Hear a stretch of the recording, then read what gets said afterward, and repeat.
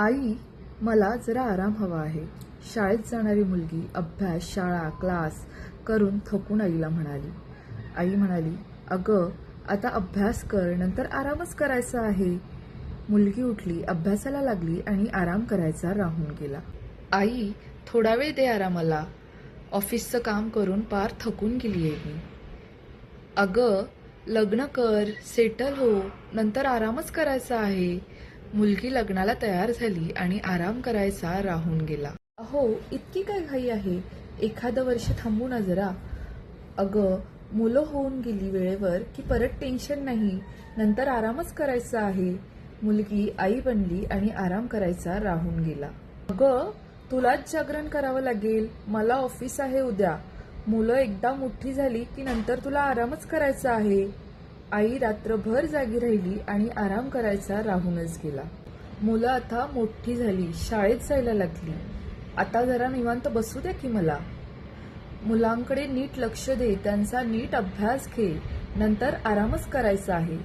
मुलांचा अभ्यास घेत राहिली आणि आराम करायचा राहून गेला. आता मुलं स्वतःच्या पायावर उभी राहिली. आता मी निवांत झाले. आता यांच्या लग्नाचं पाहावं लागेल. ही एक जबाबदारी पार पडली की मी आराम करायला मोकळी झाले. सगळा कार्यक्रम तिने कंबर कसून आटोपला आणि आराम करायचा राहूनच गेला. अगं, आपली सुधा गर्भार आहे, माहेरी बाळंतपण करायचंय ना तिचं. मुलीचं बाळंतपण आवरलं आणि आराम करायचा राहून गेला.